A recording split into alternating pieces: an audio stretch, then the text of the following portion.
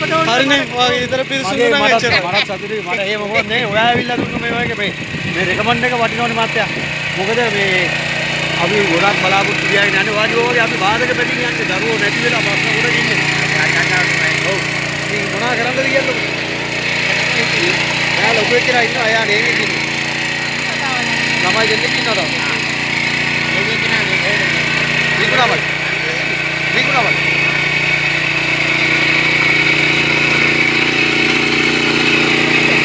ඔව් බෝස් එකේ ඉන්නවා. ඒ බෝස් නේ. මඩ වුණා.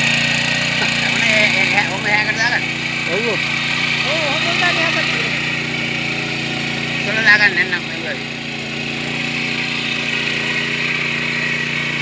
එයා මොකද කියන්නේ යාට විතර එයා කියනවා නියමයි පවපුන්නේ. අරවා වගේම තමයි මට මේක සැටිස්ලු මිනිහට සැටිස් ගන්නේ නේ.